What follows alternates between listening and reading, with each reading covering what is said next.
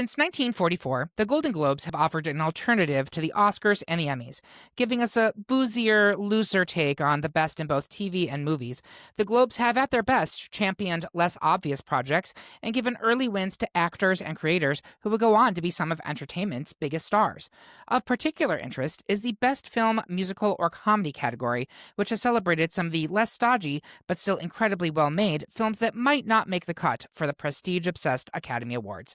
So join us for one of our 2026 Patreon-sponsored episodes as the Great Pop Culture Debate attempts to name the best Golden Globe winner for Best Motion Picture, Musical, or Comedy. I've been told by several gents that I have award-winning Golden Globes, and there was no bribery involved. I'm your host, Eric Resniak. Please welcome my panelists for this episode. First, welcome back Carissa Kloss, the most attractive of all my parents' friends. Do you mean that? You find me desirable? Mrs. Robinson, you're trying to seduce me. I'm very Well, open to it, maybe. by the way. Next, if laughter is the best medicine, Kevin Dillon is the cure for what ails you. Yes, tweeting this to honor a film where two teenagers die and a comedy winner is as Golden Globes as you get. It really is. That's a West Side Story I would love to hear. And finally, please welcome back our Patreon sponsor for this episode. His favorite comedy movie is Get Out. It's Steve Nikoloff. Who thought a horror movie about systemic racism by the rich was a comedy? Oh, right, the Hollywood Foreign Press Association. That tracks. I think the Trump administration might agree, unfortunately. And up in the producer booth, we have Bob Erlenbach, who will be driving Miss Gazy for this episode. If you're curious about how we ended up with this shiny 16, become a Patreon supporter of our little show. Or listen to the 3-minute preview available wherever you listen to podcasts. And don't forget, you can head to this episode on greatpopculturedebate.com to find the listener bracket, as well as all 16 nominated films, so you can play along with us at home. While you're there, check out some of our related episodes, including Best Oscar winner for Best Picture, Best Movie Musical, and Best Classic Hollywood Star, all available at greatpopculturedebate.com. With that out of the way, let's welcome Ricky Gervais to tell us what a bunch of useless bastards we are and get into these debates. First up, the panelists split between the 1965 winner, The Sound of Music, a 1 seed, and the 2017 winner, Lady Bird, a 4 seed. Kevin, bring all that teen girl drama as you fight for Lady Bird. Steve, climb every mountain as you push for The Sound of Music. Kevin, please go first. So with regards to the debates today, one of the things I want to lay out is one of my key pieces in my argument, and that is the Golden Globes are an atypical organization, and they often honor things that won't show up at the Oscars or won't win an Academy Award. And for me, that is a big part of what goes into what I'm putting forward in all of these debates. So, for example, in this battle, I also think Lady Bird is a better film than The Sound of Music. But ultimately, the Lady Bird nominated against The Disaster Artist, Get Out, The Greatest Showman, which glosses over years of animal cruelty, and I, Tonya, which sets domestic violence to musical numbers. I love to shade the Golden Globes, but what laugh riots they like to nominate. But in this, we get Greta Gerwig's Lady Bird, starring Saoirse Ronan. This film is a delight. It also stars Laurie Metcalf, Tracy Letts, as we navigate this young woman's navigating the 2003 to 2007 high school years. This movie is so funny. It is so quotable. Beanie Feldstein, it's the titular role, is one of the most used memes or GIFs I see online. Also, Stephen McKinley Henderson's They Didn't Get It, which is such a beautiful and funny line. This show explores that unbridled time in your life in very beautiful and comedic ways, in ways that are often sometimes too nuanced for the Golden Globes. I love this movie. I think it's so beautiful. I think it's so timely. And again, the Globes also going out in a different way than the Oscars did. And The Sound of Music won a lot of Oscars. So Lady Bird is the better movie and the better Golden Globe comedy or musical winner. Great argument. Steve, talk to us about The Sound of Music. Yeah, I have to start off by saying what a wild ride this bracket was. Yeah. This has to be one of the craziest categories in all of show business. Comments about comedy and musical is so hard because comedy is hard and can be so personal. One person will hate what another person loves. Musicals can be very polarizing, and a little peek behind the curtain. In our pre-show poll, we all had a different winner. So Yep. that just goes to show like how polarizing this category can be. As it relates to The Sound of Music, well, first of all, I may be a little biased. My dad and his whole family are all from Salzburg, Austria. But I think one of the reasons I love The Sound of Music is it's really stood the test of time. It's still shown every year on television. One of my rubrics was cultural impact. This movie had a real cultural impact. I mean, who doesn't know a song from The Sound of Music? And Julie Andrews really made this part hers. I mean, she is Maria, in the culture. She is who you think of when you think of Maria von Trapp. Not Carrie And Underwood? so you literally took my parentheses. I said, sorry, Carrie Underwood. um, but the scope is also vast. There's a lot to see in this movie. The cinematography is great. Lady Bird, on the other hand, I like Lady Bird. I do. It's a quiet film that's very much of its time. That's not a bad thing, but when we're judging the best of the best, we have to draw lines somewhere. And I have normie friends who have never even heard of this film. And I say normies, I mean people who are not the four of us. And if I have to see one more film about teen angst, I might lose my mind at some point in time. So I love The Sound of Music. It's great. Before I throw it to Carissa, I have to ask, you said your father and his family are from Salzburg. Are you a Von Trapp, Steve? I have to ask. I wish, but no, unfortunately. They went into the mountains. Who knows what happens after That's that? Maybe true. they became Nikolovs. You never know. Thank you very much, Carissa. What is it you can't face? No, I'm just kidding. Where are you going here? Is it going to be Lady Bird or Sound of Music?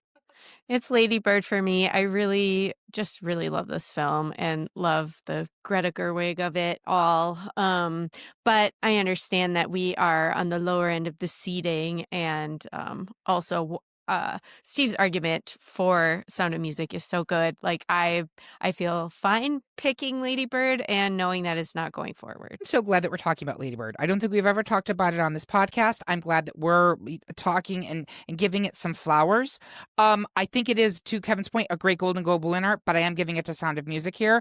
In a split decision, it's a Patreon-sponsored episode. Steve, you would be the first tiebreaker. I assume It's Sound of Sound Music. of Music for me. Yeah. So we will go ahead and move Sound of Music into round 2. Next, the bulk of the panel is hoping that maybe this time, 3-seed Cabaret, the 1972 winner, will stay. But Carissa is investing in plastics, and 1967 winner The Graduate, a 2-seed. Carissa, make your move and see if you can seduce us into changing our minds on The Graduate. The Graduate came out in 1967 and was the highest grossing film of that year. It stars a young 29-year-old Dustin Hoffman as Benjamin Braddock, the aimless post-college grad who's just lazing around his parents' house in the summertime trying to figure out what's next, but also not really doing much to figure out what's next. And then Anne Bancroft as Mrs. Robinson, the most attractive of all his parents' friends. It's a romantic comedy drama, which sort of, gives them leeway to do everything. I love this film. I think it is so iconic, from the way that all of the shots are framed. You have to watch this in widescreen, because the way that Ben is always slightly off center, he's always trying to catch up, or, not in the frame in the way you would expect. There's the scene where he gets the scuba gear for his birthday and they make him try it in the pool and he just sinks to the bottom to avoid the really overbearing parents. There is the amazing shot under, the leg frame as she's putting on her stockings, and you see Benjamin behind, pounding on the door, yelling Elaine, which was parodied in Wayne's World 2 to great effect, the Plastics line, and also the Simon and Garfunkel soundtrack. This film is from one of the best years of American film ever, I think, 1967, and it's just really wonderful all across the board. And I don't think I'm saying that just because I myself am in an age gap relationship. I'm glad you slipped that in there. Great argument. I'd like to start with Steve. Has she swayed you, or are you going to stick with Cabaret? I love The Graduate, but I have Cabaret going very far. I love that movie a lot, so I'm going to stick with Cabaret. Kevin, are you sticking with Cabaret? Listen, I want round 2 of a comedy or musical bracket to be a fight between Nazis. I think of my preferences in the musicals in this bracket. I'm team Cabaret to move forward. I love The Graduate too, but I'm gonna stick with Cabaret. Again, so glad we're talking about The Graduate. We've very rarely talked about it. I am going to go ahead and move Cabaret forward here, but great job, Carissa. In A Tale as Old as Time, the panel has unanimously decided to move forward one seed Beauty and the Beast, the 1991 Golden Globe winner. That means the rain in Spain falls mainly on the plains, and on 4 seed My Fair Lady, the winner from 1964, which is out of our bracket. The bulk of the panel thinks it would be a real drag if 2 seed Mrs. Doubtfire, the 1993 winner, were to go out in round 1. But I think there's maybe a chance at success for 2000 winner Almost Famous, a 3 seed. I'll see if it's all happening for Almost Famous. Kevin, give us a drive-by fruiting in favor of Mrs. Doubtfire. I'll go first here. I'm on the outs. Almost Famous is a semi-autographical film for writer and director Cameron Crowe, telling the story of a teenage journalist on the road, writing a feature on an up-and-coming rock band, and learning about life along the way. It was inspired by Crowe's own career as he got his start writing for Rolling Stone before becoming a major Hollywood writer and director with credits including Fast Times at Ridgemont High, Say Anything, and Jerry Maguire. I was today years old when I learned that Almost Famous is considered a bomb. At the time it was released, it was everywhere in the zeitgeist as the movie and its soundtrack were promoted relentlessly. It also launched the career of Kate Hudson and gave great supporting performances from Frances McDormand and the late great Philip Seymour Hoffman. I fully understand why people are voting for Doubtfire here, and I don't even disagree. I just don't think we've ever talked about Almost Famous on this podcast, and we've rarely talked about Crowe. This film was arguably the conclusion of his major Hollywood successes, and it's kind of sweet that his career's final highlight was a narrative callback to the way it all began. But with that being said, I'm going to go to Carissa. Are you sticking with Mrs. Doubtfire here? Yeah, I am. I think it's one of the funniest things that's on here. So definitely Mrs. Doubtfire for me. Steve, is it going to stick with Mrs. Doubtfire, or are you open to Almost Famous? No, it's Mrs. Doubtfire for me. Kevin? This is the hardest first round matchup for me because I love both of these films, and I would have almost gone with Almost Famous. But Mrs. Doubtfire is the most, I think, atypical winner that I think that they've gone for in the modern history of the Globes. And so it has to be Mrs. Doubtfire, but Almost Famous is incredible. And I will say that the Globes had a really great streak in the early 2000s with their winners for comedy and musical, like one after another. And you'll see it, they're on this bracket, like a really good run of great winners. So with that being said, we will be moving Mrs. Doubtfire into round 2.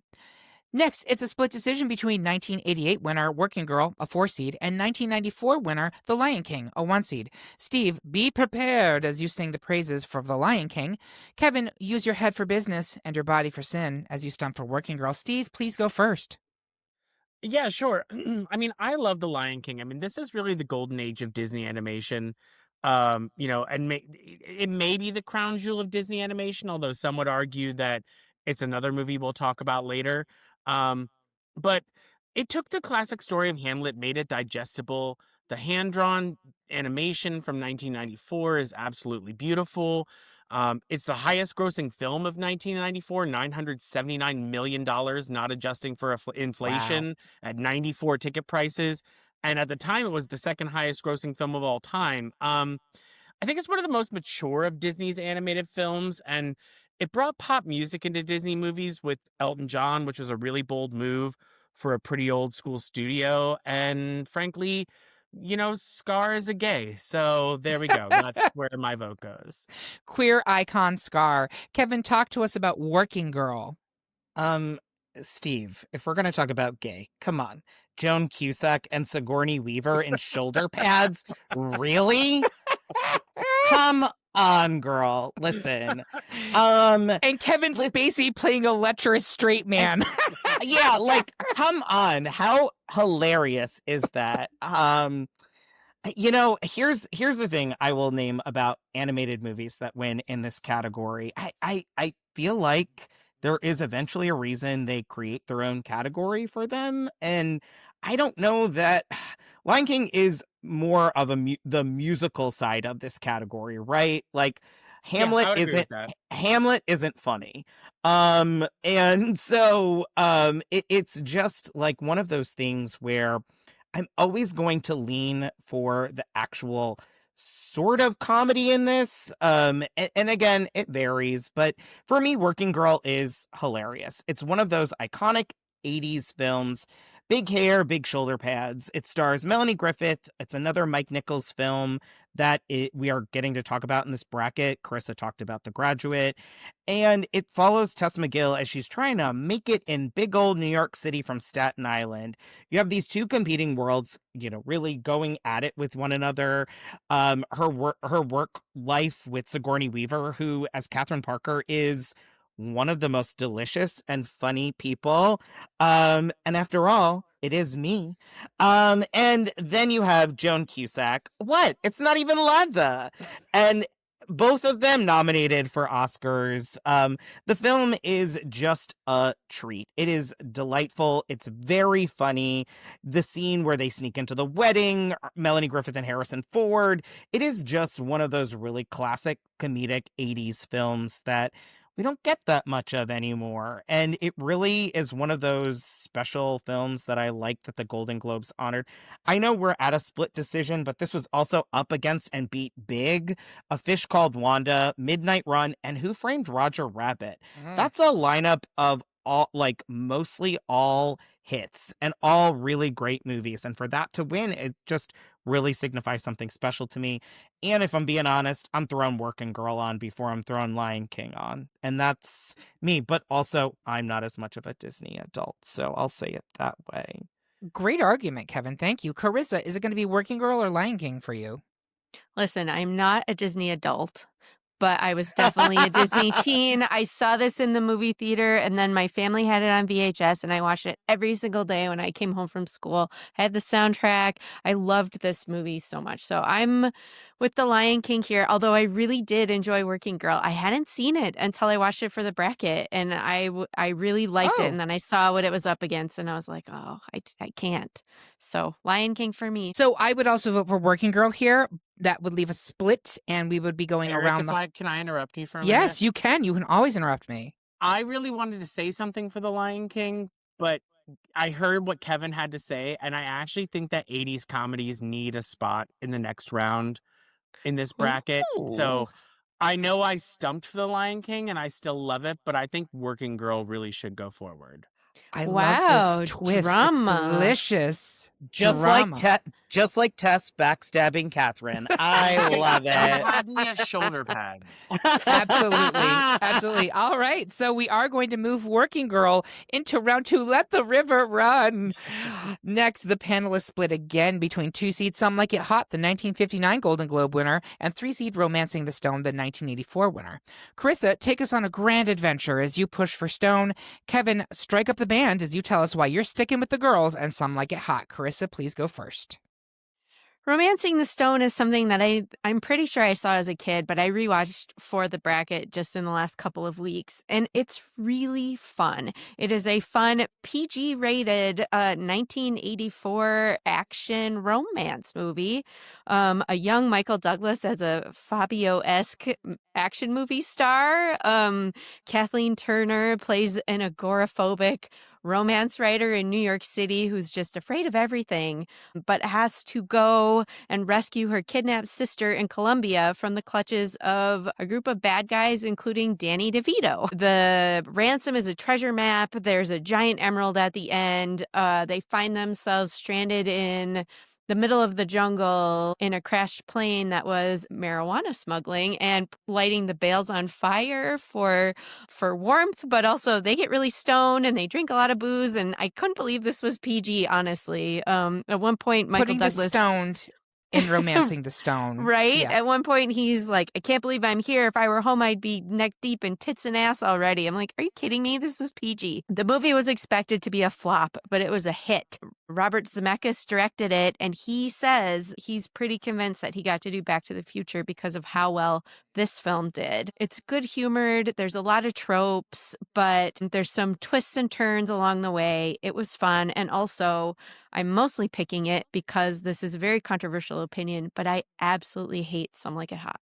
So, Really? Romancing the Stone. Yeah, I can't do it. I don't know. I've tried a bunch of times. Fascinating. I know. I'm in the minority of film people on that one, but here we are. Well, thank you. Kevin, tell us why you love Some Like It Hot. Ugh, that means we have that movie to thank for Robert Zemeckis making Welcome to Marwen.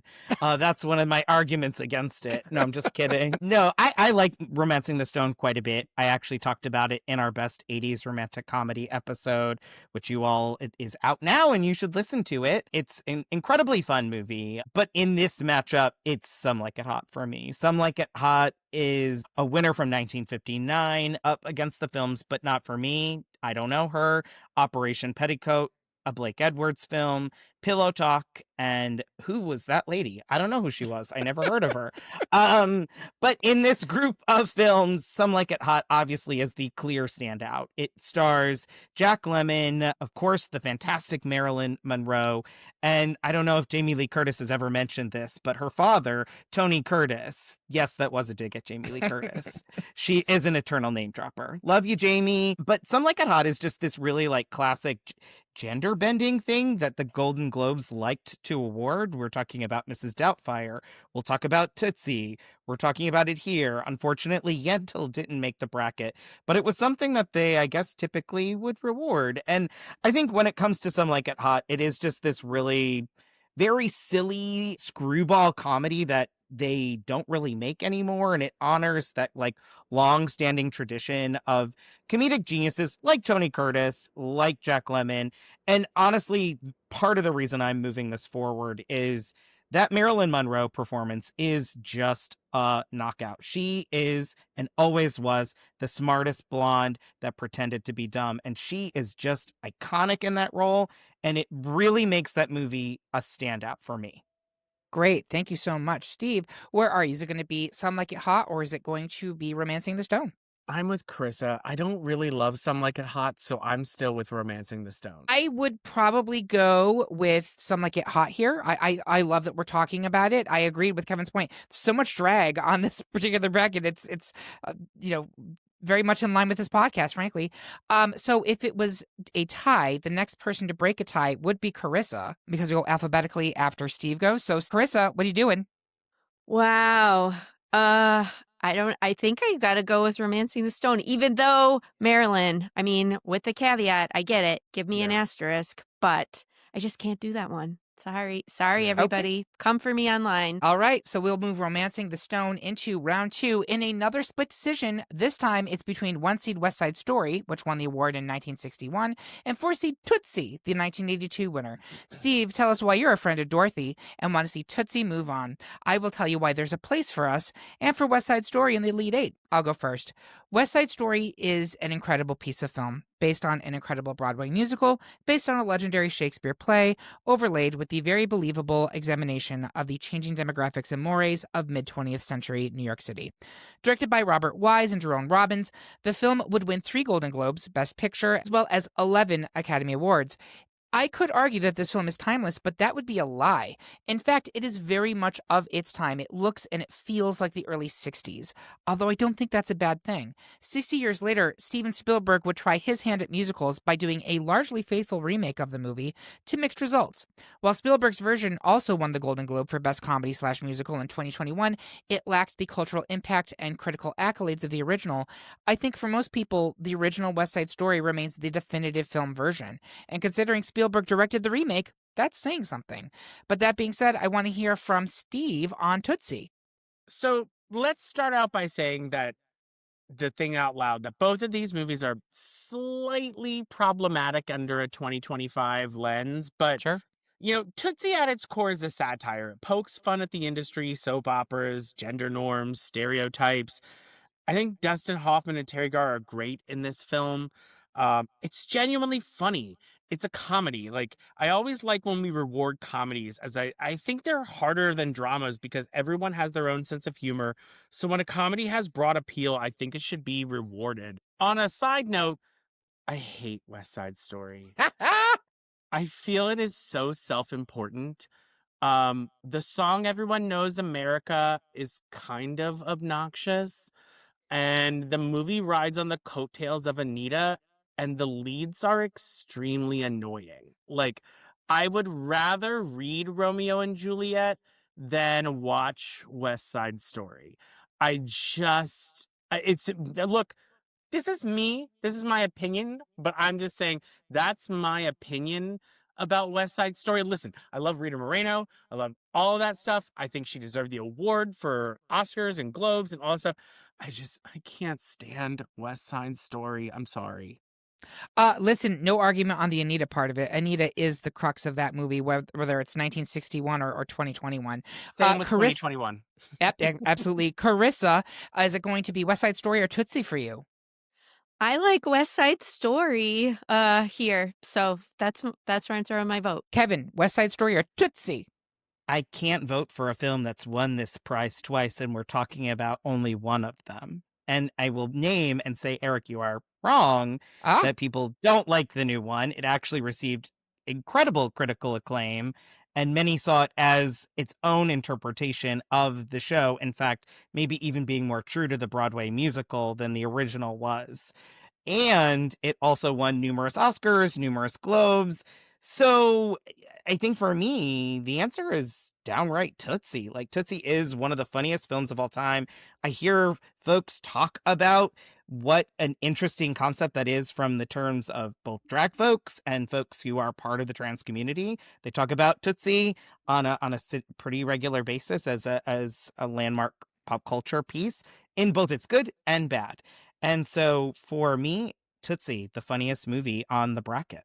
And here we have another split decision. And Kevin, you would be the tiebreaker. So the answer It is is Tootsie, baby. All right, so we'll move Tootsie into round two. Finally, in round two, the bulk of the panel is doing the Cell Block Tango for 2002 winner Chicago, a 2-seed, but Steve is sticking with 3-seed Moulin Rouge, come what may. Steve, tell us why everything is going so well for the 2001 winner. It's original. There are new ideas, people. Like that's my thing. I thought that the art design and the costumes were stunning. The music is so catchy. The way that they repurpose songs we already knew was incredibly inventive. I love that they cast famous people that we were not really known for singing and shocked everyone. I miss Jim Broadbent. May he rest in peace. Chicago, the movie, I think is overrated. I like it. I think it's a great movie. The musical vignettes were inventive, so that didn't seem like characters were breaking out into song, which annoys people about musicals. But let's be realistic. The movie hinges on the music and the Bob Fosse style choreography that none of that is original to the movie. I think the movie was very well cast. I think John C. Reilly is a revelation in Chicago. But at the end of the day, it's not original. And Moulin Rouge very much is, which is why my vote goes for Moulin Rouge. Okay, and I just want to say before I throw it to Kevin and Carissa, I love both of these movies on a very deep cellular level. I think they're both great, so this was a very hard matchup for me. Kevin, where are you going here? We'll say Moulin Rouge isn't really that original because it's La Boheme and a lot of repurposed music from pop music. So I get what you're saying. It is great. Both of these are great, but it's Chicago for me. I think it is impeccable. And that Catherine Zeta-Jones performance is iconic. Carissa, is it going to be Chicago or Moulin Rouge for you? I'm also still with Chicago here. Like, I find Moulin Rouge enjoyable, but the camera is way too frenetic for me. I can't do it. I get motion sick, man. So Chicago. I am also sticking with Chicago. You did a great job defending Moulin Rouge, Steve. And again, I love that movie. But Chicago to me is like the platonic idea of a modern musical. That's Hey, what I I'm going love with. Chicago. You're not upsetting me. This was the hardest choice for me in the bracket. Well, there you go, folks. We're going to move Chicago into round two, and that's the end of round one. We're going to take a quick break to catch up with the 1981 Golden Globe winner for New Star of the Year, Pia Zadora. We'll be right back. We are back for round two of our Best Golden Globes winner for musical or comedy film. Before we get into the Elite Eight, I want our panelists to share their social media and what else they're working on. Carissa Kloss, where can people find you? What do you got going on? You can find me on Instagram at Carissa Kloss, or if you actually want to engage, join our Patreon and join our Discord. It is a really fun place. We all hang out there a lot, talk about all kinds of things, pop culture. And right now we are recording this in late October. So I am starting to think about holiday gifts and sewing. So we'll see when you actually hear this what I accomplished. I'm excited to get it. I have Carissa Kloss handmade ornaments on my tree for the past 5 or 6 years, and I cherish all of them. Kevin Dillon, where can people find you? What you doing? Existing, ready for the New York City mayoral race to be over. And you can find me trolling politicians who won't support one of our mayoral candidates on Twitter at @ETKevinsMind. It's super fun, and I like to be both political, and it's the fall, and you'll see some great movie takes. Hopefully you agree with me. If not, yay, I love a debate, as you can tell. So that's where you can find me. And I was going to say, this will be releasing around the time the Golden Globes happen in Oh, 2026. And perfect. Kevin does a lot of write-ups for movies on Yep. our website, greatpopculturedebate.com. He sees pretty much everything in the theaters. Yep, I literally saw a movie last night. I went to go see Begonia. It was not great. But still check it out. Worth watching and worth, again, having a good conversation over. Excellent. Thank you very much. Steve, welcome back. It is such a delight to have you with us again. I believe you have been on our Emmy winner for Best Drama, Best TV Family, Best Actor Oscar winner, and Best Actress Oscar winner episodes. Is that correct? That's correct. And thank you so much for sponsoring them. Steve has been a longtime supporter of our show. We're so grateful to him because seriously, when I say we couldn't do this without your support, we genuinely couldn't do this without your support. So where can people find you? What you working on, Steve? Well, you can find me on Instagram, Facebook, Twitter at snikoloff, ESQ. Based on my handle, you can probably guess that I'm a lawyer, so I spend most of my time lawyering. I spend most of my time loitering. But seriously, welcome back. The best place to follow us is on Blue Sky at gpcd.bsky.social or at Great Pop Culture Debate on Instagram or TikTok. You should also make sure to subscribe to our page on YouTube, where we are now posting original videos. But what you really need to do is to sign up for our weekly newsletter. It's new every Tuesday at noon, and it tells you about everything coming out in pop culture that week. Sign up by finding the link on this episode at greatpopculturedebate.com or via our link tree on any of our social media accounts. Now, let's get into round two so we can get back to partying with Jennifer Coolidge. Next, in a battle you did not see coming, the majority of the panel wants to say Willkommen, bienvenue, welcome to 3C Cabaret, but I will play the lonely goat herd as I continue to yodel-hoo on behalf of 1C, The Sound of Music. Kevin, go mile by mile, man by man as you push for Cabaret. I will call my mother superior as I argue for Sound of Music. Since I'm on the outs, I'll go first. This one is also directed by Robert Wise, who gave us West Side Story. The Sound of Music is, simply put, one of the most beloved films of all time. It was a massive commercial and critical success. It became an instant part of Hollywood iconography, and it remains wildly popular 60 years later, racking up massive views when it was rebroadcast on TV for the first time in 1976, and is still aired pretty much annually on TV, and it brings in the viewers. The American Film Institute named the film number 55 on its 100 Years, 100 Movies list, moving up to number 40 in the 10-year revision of the list. It's number 4 in its top 100 musicals, and the title song number 10 in its top 100 songs. How do you solve a problem like Maria? You don't. You celebrate her and you move her on to the final four. But in conclusion, I want to say, please punch more Nazis. Kevin, talk to us about Cabaret. I think The Sound of Music is a little schmaltzy, and I get its iconography, and I used to watch it with my family every year at Easter, which screams back messages of Jesus. And I don't really want to think about Jesus anymore. But I do want to think about Liza Minnelli, whom I love. And I think ultimately what wins out for me is, I think both of these are musical comedies in many different ways. Sound of Music is a sweet, lovely musical comedy, even though it ends with them fleeing from Nazis. But the majority of the film is about like this lovely relationship. But why I'm voting for Cabaret is when it comes to my comedy musical, I like a little bit more bite, a little bit more punch. And that's what Bob Fosse and Candor and Ebb do for and with you with Cabaret.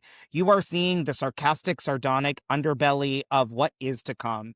You are seeing these great musical numbers play out in ways that I wish we could do again. This is honestly, up until Chicago, the last truly great musical at a time when musicals were not as popular. This really stood out, broke the mold, and got people to think in a deeper way, in a funny, darkly funny way, and in a really beautiful way. Liza Minnelli's Maybe This Time is, I think, one of the greatest movie musical moments of all time, and for me, that just beats out Sound of Music, ultimately. Thank you, Kevin. Steve, is it going to be Cabaret or Sound of Music for your Nazi punching musical needs? I love The Sound of Music, but Cabaret is so inventive. It's Cabaret for me. Carissa, is it going to be Cabaret or Sound of Music? I'm actually kind of torn here, but the tipping point for me is that I don't really like child actors, so I'm going with Cabaret. There are fewer of them present. Relatable content. We don't like child actors, and also relatable content fleeing from Nazis. I had to Really, pick something. Yep. Yep, but here we are. So we will be moving Cabaret into the final four. Next, it's a 90s showdown with the majority of the panel preferring two-seed Mrs. Doubtfire, while I am cursed to go it alone for one-seed Beauty and the Beast. Steve, disguise your feelings as you push for Doubtfire. I will be my own guest and go first in my defense of Beast. I understand the nostalgia push for Doubtfire. I do. But if we're talking about which film had the biggest impact on film and culture, I think it has to be Beauty and the Beast here. Simply put, Beauty and the Beast was the first animated film to win the Golden Globe for Best Motion Picture Musical or Comedy, paving the way for subsequent winners like The Lion King and Toy Story 2. In many ways, it legitimized animated movies, which would continue with its nominations for Academy Awards. Mrs. Doubtfire is lovely, it's charming, it's funny, it is a feel-good movie. It is all of those things, and I'm not mad at all if it continues here. But Beauty and the Beast is as close to epic as an animated film had been to up to that point, and it stands up pretty damn well even after 35 years later. Steve, talk to us about Mrs. Doubtfire. I hear what you're saying, and I get that, but Mrs. Doubtfire is actually a comedy. Like, and not that there's not anything from musicals or animation, but like, it's a comedy. Like, I'm just getting really tired of musicals winning over great comedy just because the musical seems impressive. Like, actors can sing and dance, revelatory. Like, that's great. You know, it's such a sweet and hilarious movie. It's so well cast with Robin Williams and Sally Field. In lesser hands than those two, this movie could have fallen flat on its face. You know, Mrs. Doubtfire could have been a drag queen, and Miranda could have seemed like a cold, heartless bee, but neither do. You are kind of rooting for both of them. And I also laugh every time I hear the line "run by fruiting." I just think that Mrs. Doubtfire is quintessential 90s comedy that needs to be represented in this bracket. Great. And during the break, producer Bob did point out to me in our Elite Eight, we actually have 4 musicals and 4 comedies, which I really like. I'm glad that we have that balance. So, Carissa, is it going to be Mrs. Doubtfire or is it going to be Beauty and the Beast for you? I also like that we have the balance, but I am leaning comedy, especially here. So it's Mrs. Doubtfire for me. Kevin, is it going to be Mrs. Doubtfire or Beauty and the Beast? Sorry for my delay. I had to run to the bathroom and slip into some quick old lady drag. I'm I'm sitting right here. I'm picking the film where Robin Williams literally gets so drunk at a restaurant that as he is running back and forth to interchange between his quote unquote drag persona and his job interview for a talk show or having his own hosting position. Mrs. Doubtfire is just, I think, Steve, your moment about like the heart and it not being too saccharine, not being too oversimplistic, and yet also being incredibly funny is such a high wire act that it absolutely pulls off. And that is the whole cast, like everyone in that cast. And we haven't even mentioned Harvey Firestein's number with his brother. It is such a great moment. The Barbara moment, Barbara did make it far in this bracket, I guess. We got a little Robin Williams and Barbara Streisand drag. Anyways, I'm voting for Mrs. Doubtfire. I love that movie. I think it's a great winner in this category. Awesome. Okay, well, we will be moving Mrs. Doubtfire into the final 4. Next, in a battle of 80s comedy icons, the panel has unanimously given the shove to 4-seed Working Girl, meaning that we have fallen out of love with 3-seed Romancing the Stone. Finally, in round 2, most of the panel is reaching for the gun as it wants 2-seed Chicago to advance, while Kevin wants to see 4-seed Tootsie roll into the semifinals. I'll share why the name on everybody's lips is going to be Roxy and Chicago. Kevin, make a wig swig as you go for Tootsie. Kevin, please go first. I understand why I am on the outs in some of this debate, but I will name and say that Tootsie is literally studied in film and film writing schools for its writing. And what is its writing tone and tenor? Why it's comedy. And that is one of the things that really stands out for this movie. It is a movie that was up against my autobiography, The Best Little Whorehouse in Texas, although I'm in New York, Diner, My Favorite Year, and Victor Victoria, which is an excellent musical. And the Golden Globes are shells for musicals. They often win when they are present in this category, and for a legitimate comedy to topple Victor Victoria, which was also a critically acclaimed film that year, that's magnificent. Dustin Hoffman is great in this role, and so is Sidney Pollack, so is Terry Garr, so is Jessica Lange. This ensemble really fires on all cylinders. Charles Durning as well. Like, you get to see Dustin Hoffman really tackling something, and that reveal scene at the end is peak soap opera, peak brilliantly done comedy, and it really does get at the heart of what folks are even critical about with the film when it comes to gender representation. In some ways, it really does excavate that for as best as a film at that time could do without the language we currently have today. And so I really think that Tootsie is, just simply put, one of the funniest movies of all time. I understand if it doesn't move forward. Chicago is a great film, but again, I lean comedy here, and I love Tootsie. Great argument, Kevin. Wow. I have to say, you've even swayed me a little bit over to Tootsie's side here. You've swayed me too. Yeah, I do want to talk about Chicago because she's not out yet. She's not out yet. These killer dillers. Here's what I'm gonna say. Chicago is so slick and so rich looking and so beautifully produced. We have had, movie musicals all the way up to that point in 2000, I think it was 2002 maybe. But I think this was such a step up. I don't know if I've ever told this story on the podcast before, but I was living in Charlottesville, Virginia at the time when this came out. And I thought it opened on a specific date. It was, I think, the Super Bowl, when it was just in only select theaters. I went to the Charlottesville Mall. I went to go buy the ticket, and they're like, I'm so sorry, we're not screening that until next weekend. You can't see it. And I literally threw a child's fit where I was stomping on the sidewalk. No, I want singing. I want dancing. I want it now. It was really embarrassing. And I was in my mid-20s.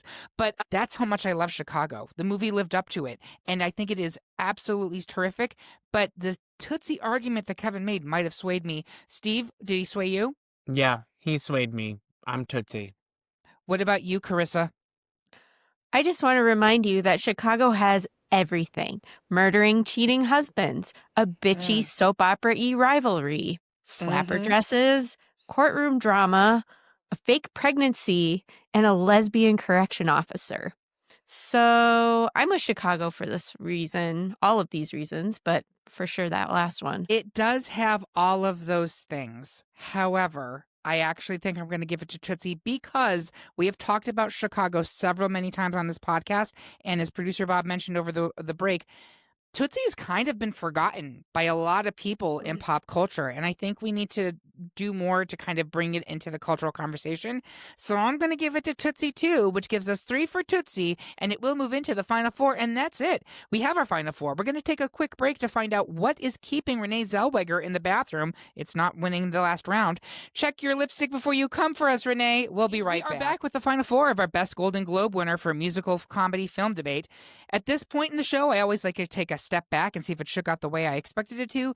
I also like to add at this point that no matter which option wins, we are celebrating all of these entries, and I hope nobody gets salty about what comes next. We have 0 1 seeds in this final 4. It is a 3 seed, a 2 seed, and 2 4 seeds.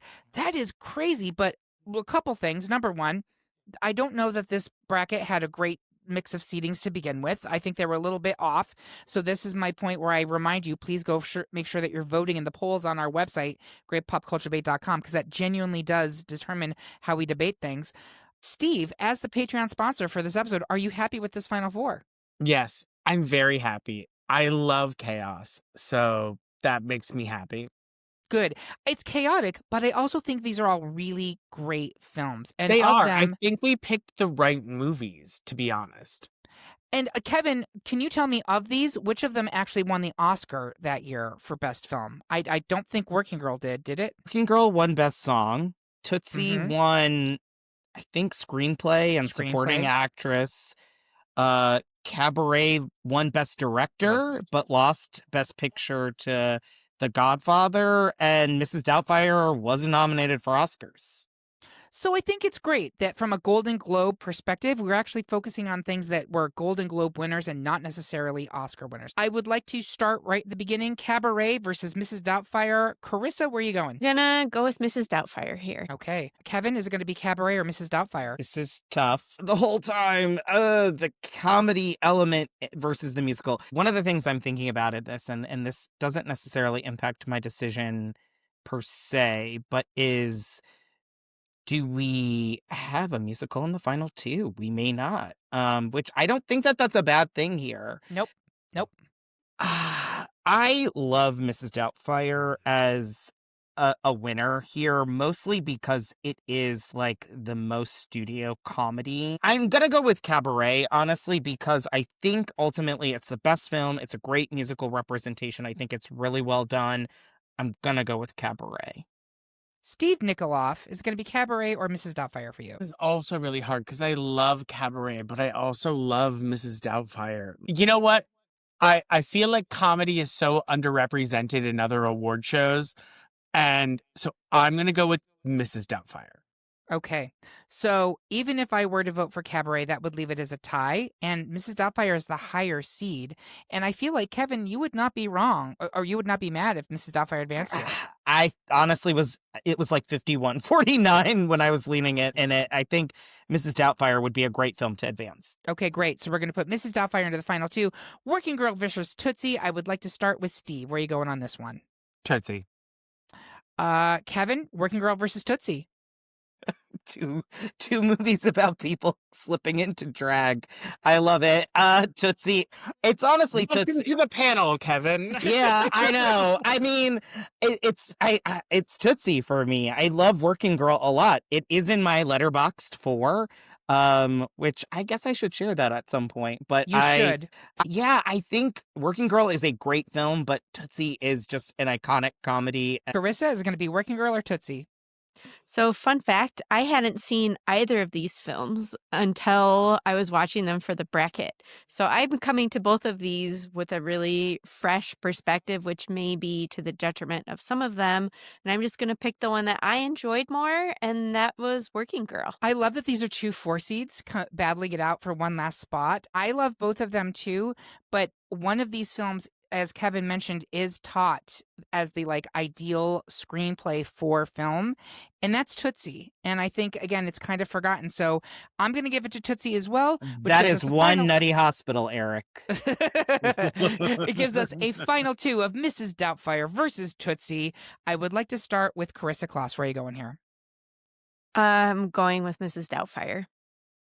I think it gives Kevin us everything. I think we get, well, with both of them, we get drag, but I think Robin Williams was such a great actor of our lifetimes, and I think this might be his best role. It's right up there. It's heartwarming without being schmaltzy. It's funny and clever and quick, and it pushes some boundaries, but in a way that's just very lovable all around. So, Mrs. Doubtfire. Kevin, is it going to be Mrs. Doubtfire or Tootsie?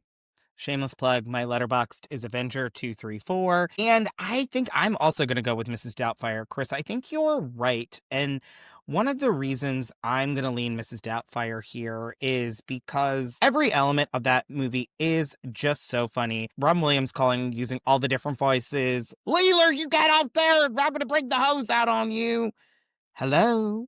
It is a movie with kids, but the kids aren't annoying and they're really good. And it is, at the end, that message that he shares to the kid of divorce really lands a powerful punch that takes this really funny movie into such a deep and meaningful end while not ever negating the humor. You never let go of that, and Robin Williams is just incredible. So I'm going Mrs. Doubtfire. Steve, our Patreon sponsor, is it going to be Mrs. Doubtfire or Tootsie? I think for me, it's Mrs. Doubtfire as well, for the reasons I talked about earlier. We've all been talking about Robin Williams, but I really want to shout out Sally Field, too. She turns someone who could look like a villain into a second protagonist in this movie. And the way that this movie deals with the children and divorce, and it's just so poignant. I really think that this movie is both funny and uh, what's the word I'm looking for? Funny and heartwarming. It just makes you want to watch it again and again and again and again. And I feel like that's the best part of a movie. So I'm going with Mrs. Doubtfire. I'll go ahead and make it a clean sweep. I do love that we ended up really celebrating comedies and not just comedies and musicals in this. I think that would have been an easy trap to fall into. And one of the things that make the Golden Globe special as an awards show, as we've said, is it is recognizing and lifting up films that are ignored. As Kevin pointed out, like Doubtfire was not nominated for anything at the Oscars, and I love the fact that it is now the winner of our bracket. So there you have it, folks. Our pick for the best Golden Globes winner for musical or comedy film is Mrs. Doubtfire. Do you agree? Do you think this broadcast should have been canceled like the 2022 Globes? Tell us how you really feel by leaving a comment on this episode at greatpopculturedebate.com, or find us on Blue Sky or Instagram. While you're there, make sure you subscribe and follow the podcast so you can hear about what new debates are coming soon, vote in open polls, and even decide which topics we tackle next. I want to say thank you so much to my panel. Thank you especially to Steve Nikoloff for sponsoring this episode. Joining us again. It is always a pleasure to have you back. Thank you so much. I love it. Thank you so much for having me. Literally our pleasure. And thank you for listening. If you love what you heard, please consider supporting us on Patreon, where you can get even more exclusive content and you get episodes a whole day early. We hope you have a good one. And remember, everyone is entitled to their wrong opinion. By the way, just like Seth Rogen, I have been hiding a massive erection for this entire episode.